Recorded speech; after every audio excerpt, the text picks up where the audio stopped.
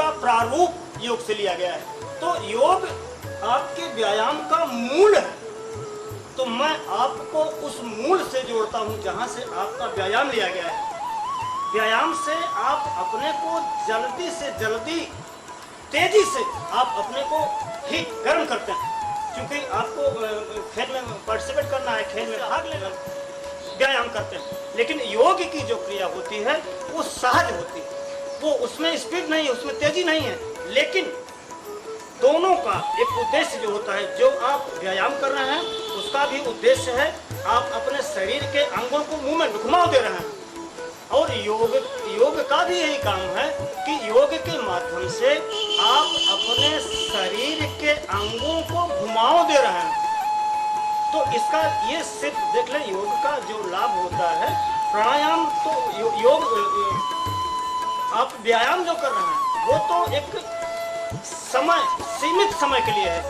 पूरा जीवन आदमी व्यायाम नहीं कर सकता है जिस कष्ट से आप करते हैं, ये पूरा जीवन आप नहीं कर सकते। जब तक आप जुड़े हुए हैं, खेल से जुड़े हुए हैं, जब तक आप इतनी तेजी से श्रम कर सकते हैं, लेकिन जीवन पर्यंत आप ऐसा नहीं कर सकते। लेकिन योग एक ऐसी प्रक्रिया है जो कि किसी भी अवस्था में, आबाल वृद्धा नर नारी से, कोई भी बच्चा हो, बच्चियां हो, युवा हो, युवतियां हो, वृद्ध हो, वृद्धा हो, कोई भी इसे कर सकता है, किसी भी अवस्था में इसको कर सकता है। और योग और प्राणायाम को अगर हमने जीवन से जोड़ लिया, जिसने भी जीवन से जोड़ लिया योग और प्राणायाम को, उसका जीवन धन्य हो जाता है। विचार उसके बदल जाते हैं, शरीर का गठन, शरीर का बदलाव पूरी तरह से, एक तरह से नव जीवन प्राप्त होता है। जिसने योग से अपने को जोड़ लिया है, प्राणायाम से अपने को जोड़ लिया है। आदरणीय एक साक्ष्य के रूप में आपको दे रहा हूँ। आदरणीय बड़े बाबूजी 85 वर्ष की अवस्था में आज भी ये जितना आप करने जा रहे हैं, प्रतिदिन इतना करते हैं। और देख लें 85 वर्ष की अवस्था में भी ये पूरी तरह से वहां से सोने से बदल चल के आए हैं आप। चलिए ठीक, सीधे आप फिर से थोड़ा सा जा सकते, लंबी गहरी सांस लें, सांस सामान्य हो जाएगी। लंबी गहरी सांस लेते रहें, सांस सामान्य हो जाएगी, थकान नहीं लगेगी। जब भी आप लंबी गहरी सांस लेते रहेंगे, सांस आपकी सामान्य रहेगी, कभी भी आपको थकान नहीं लगेगी। जी आइए, दोनों पैर में थोड़ा सा स्पेस दें। दाहिने हाथ से अपने बाएं हाथ को अंगूठे को छुए, बायां हाथ पीछे की तरफ, गर्दन को घुमा करके आप बाएं हाथ में हथेली को रखें, सामान्य अवस्था में।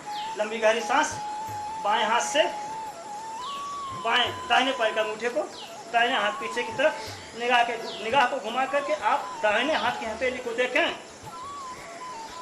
रुकें थोड़ा सा, देख लें किन किन अंगों पर आपका खिंचाव पड़ रहा है। दोनों पैर की मांसपेशियां एक बार रुक करके देखें। दोनों पैर की मांसपेशियों पर खिंचाव है, आपके दोनों बाजुओं पर, हाथ के दोनों बाजू पर खिंचाव, आपके कमर पर खिंचाव, गले पर, आंख पर देख लें, थोड़ा सा महसूस करें। क्षितिज कोण आसन, जी इस समय आप क्षितिज कोण आसन से जुड़े हैं। कर लें इसको, थोड़ा जल्दी भी कर सकते हैं, कर लें थोड़ा। बहुत बढ़िया, अच्छा लगता है। छोटे छोटे योग हैं लेकिन जीवन को धन्य बना देते हैं। धन्य है वो लोग जिन्होंने योग और प्राणायाम को अपने जीवन से जोड़ लिया है। धन्य हो जाता है उनका जीवन जो योग और प्राणायाम से जुड़ गए होते हैं। आइए थोड़ा सा कुछ सर, दोनों पैर के पंजे आपस में मिला लें। ये हाथ के पंजे को फंसा करके पैर के पंजे को फंसा लें, खींच लें इसको आगे और खींच, जितना खींच सके खींच लें। धीरे से अपने दोनों पैर के घुटने को हिला मत। तितली आसन करते रहें, इसको करते रहें। ये आपका जो खिंचाव होता है, इससे जो पेशाब संबंधी बीमारी होती है कभी भी आपको नहीं होने पाएगी। इस समय काफी रूप से प्रचलित है प्रोस्टेट बीमारी। पेशाब में एक पार्ट होता है, जब हम पेशाब करने जाते हैं हमारी इच्छा के ऊपर निर्भर है, और जब रोकना चाहते हैं तो रुक जाता है। लेकिन एक अवस्था ऐसी आती है कि हम चाह करके भी पेशाब नहीं कर पाते हैं और चाह करके भी रोक नहीं पाते हैं, बराबर पेशाब थोड़ी सी बनी तो बाहर निकलती रहती है। ये उसमें थोड़ा सा कुछ विकृति आ जाती है। लेकिन इस योग से, खासकर इस योग से कभी भी प्रोस्टेट संबंधी कभी बीमारी आपको नहीं आएगी। एक और बीमारी होती है हार्निया, ये यहाँ पर आंख नीचे की तरफ आती है, यहाँ पर पेड़ों में आपके सूजन आने लगता है, वो हार्निया, वो बीमारी कभी आपको नहीं आएगी।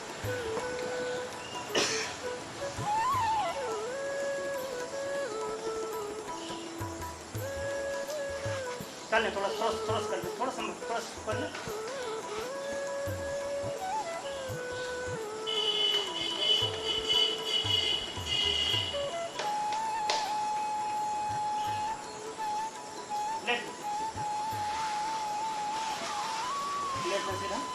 बहुत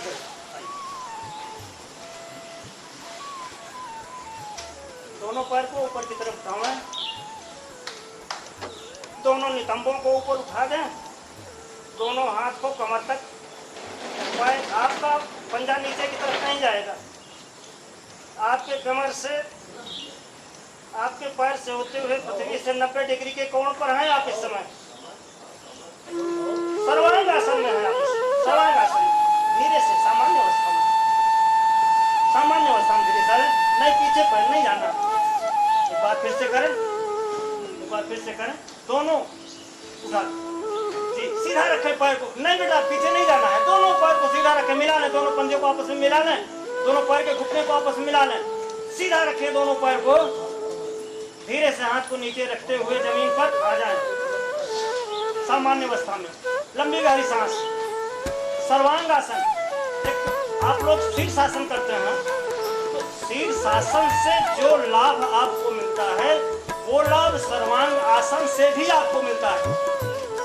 अगर आप शीर्षासन नहीं कर पाते हैं तो आप सर्वांग आसन कर लेते हैं, तो जो लाभ आपको शीर्षासन से मिलता है वो लाभ आपको सर्वांग आसन से मिलता रहता है। चलिए आपको फिर से देखें, फिर से एक बार आपको जाना है हल आसन में, दोनों पैर ऊपर। अब उसके बाद आप अपने दोनों पैर को सिर की तरफ ले जाएं, जितना नीचे ले जा सके। लेकिन इसमें देख लें, फिर से एक बार फिर से समझ लें, जब आप सर्वांग आसन में होते हैं तो आपका हाथ कमर पर होता है, लेकिन जब आप हल आसन में होते हैं तो दोनों हाथ आपके जमीन पर फैले होते हैं, दोनों हाथ की हथेलियां आपकी जमीन पर होती हैं।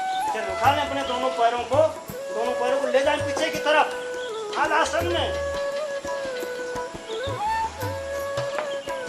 जितना ले जा सके सहजता से सिर्फ उतना ले जाएं।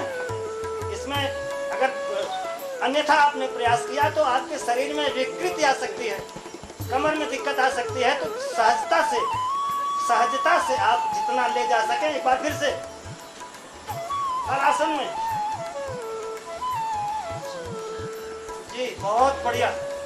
2 मिनट के लिए आप अपने पैर को पूरी तरह से फैला लें, दोनों हाथ आपके शरीर से सटे हुए, आप अपने सर को पूरा जमीन पर रख लें, लंबी गहरी सांस लेते हुए सांस को सामान्य बनाएं। सब आसन में कहीं से आप हिलेंगे डूलेंगे नहीं। 2 मिनट के लिए सब आसन में सभी लोग जी आ जाए बेटे, सब आसन में फैला लें, दोनों हाथों को सीधे फैला लें, दोनों पैरों को फैला लें, सर को पृथ्वी से टिका लें, सामान्य सांस लेते रहें सब आसन में। जब भी कभी आप शीर्षासन, सर्वांग आसन या हल आसन में होते हैं, उस समय आपके रक्त संचार असहज हो जाता है। तो जब भी आप सर्वांग आसन में हो या हल आसन में हो या शीर्षासन में हो, इन तीनों आसनों के तुरंत बाद 2 मिनट सब आसन में बहुत ही जरूरी है। जब भी कभी आप इस योग को करें या किसी अपने शिष्य को इस योग की दीक्षा दें तो इसको बताना न भूलें कि जब भी आप सर्वांग आसन में, शीर्षासन में या हल आसन में हो, उसके बाद तुरंत आप जमीन में लेट करके 2 मिनट के लिए सब आसन, सांस को धीरे धीरे सामान्य बना लें।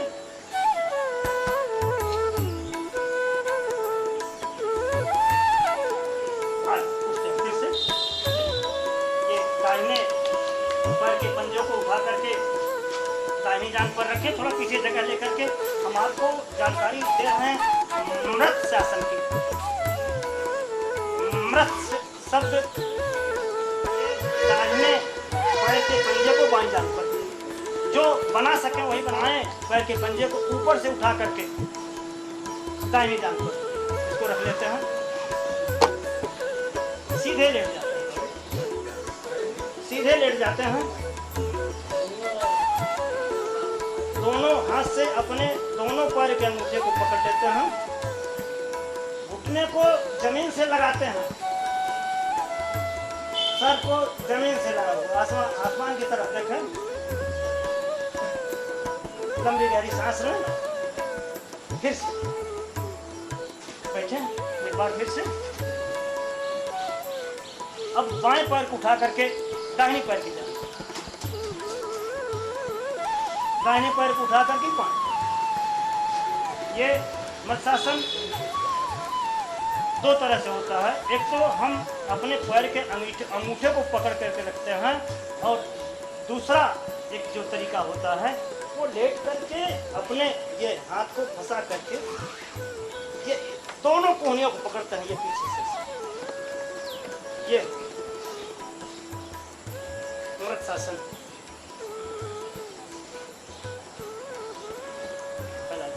लेटे रहें, सामान्य अवस्था में आ जाएं, उठें, पहले पैर को उठाएं, तब अपनी कमर को उठाएं, दोनों हाथ को सामने फैला करके नौकासन। जी नौकासन, बहुत बढ़िया, आ जाए थोड़ा सा, बहुत अच्छा, आइए फिर से बढ़ जाए, कुछ थोड़ा सा एक दो योग और। ये पद्मासन में बैठ लें, जो बैठ सकते हो बैठ लें, बैठने का एक ढंग होता है पद्मासन, जो बैठ सकते हो बैठ लें, जो न बैठ पाते हो न बैठें। और ये दोनों हथेलियों को जमीन पर टिका करके पूरे शरीर का बैलेंस दोनों हाथों पर उठा दें, पूरी बॉडी को। उत्कृष्ट पद्मासन, उत्कृष्ट पद्मासन। जी फिर से बदलना, बाएं पैर के पंजे को दाहिनी जांघ पर, दाहिने पैर के पंजे को दाहिनी जांघ पर, बाईं जांघ पर, दोनों हथेलियों को जमीन पर टिका करके उत्कृष्ट पद्मासन। तो अभी जानकारी के लिए बता देता हूँ, जो मत्स्यासन मैंने आपको बताया एक साधना होती है। कभी कभी आप लोगों ने सुना होगा, हो सकता है आप इसके कुछ लोग प्रत्यक्षदर्शी भी हैं कि बगैर हाथ पैर चलाए स्विमिंग पूल में लोग तैर रहे हैं। कुछ लोगों ने देखा होगा, कुछ लोगों ने सुना होगा। जानकारी के लिए बता देता हूँ, मैंने भी अभ्यास किया, स्विमिंग पूल है इसका अभ्यास मैंने भी किया, संभव है। लेकिन वो सिर्फ और सिर्फ एक ऐसा आसन है, वो मत्स्यासन है।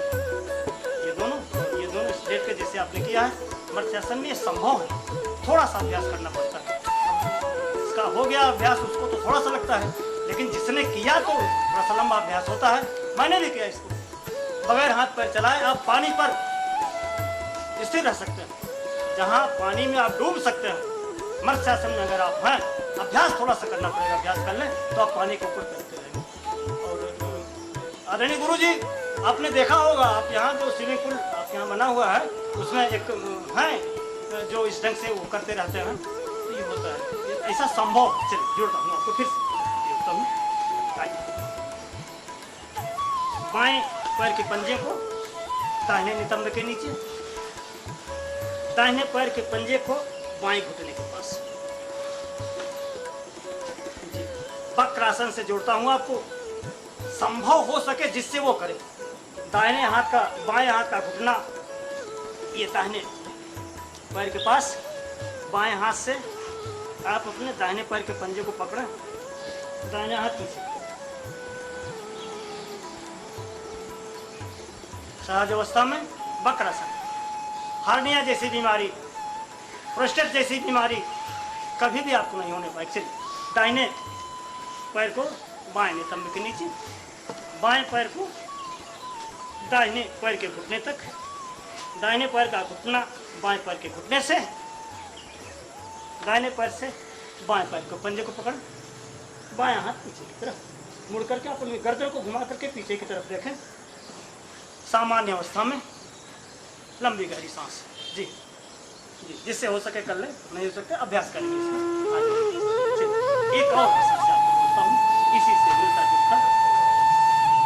दाहिना पैर आपका मुड़ा हुआ, दाहिने पैर का पंजा आपके बाएं नितंब पर, बाएं पैर को आप दाहिनी जांघ से होते हुए पीछे की तरफ देख लें, मुद्रा देख लें। ये अवस्था होती है, देख लें बस ये। उसके बाद फिर बाएं हाथ को पीछे की तरफ घुमाएं, दाहिने हाथ को ऊपर की तरफ, दोनों हाथ के पंजे को आपस में पकड़ लें। जरा नहीं आई घूम के दिखा दें। ये देख, और इसी अवस्था में रहें, सामान्य अवस्था में आ जाएं। आप इसी अवस्था में फिर से दूसरा फिर से बाएं पैर को दाहिने नितंब के नीचे, दाहिने पैर को उठा करके बाएं पैर से होते हुए पीछे की तरफ। ये दोनों घुटने गोमुख आसन इसको बोलते हैं। और कभी कभी आपने देखा होगा कि कुछ संतों को इस आसन में बैठने में सहजता होती है। वैसे आप भी जब भी कभी जमीन पर बैठना हो, अगर अभ्यास हो तो देर तक आप भी इस आसन में बैठ सकते हैं, गोमुख आसन। जी चलें फिर से, बाएं हाथ को पीछे की तरफ लेकर के, दाएं हाथ को आगे की तरफ से लेकर के, दोनों हाथों को आपको मिला लंबी गहरी सांस।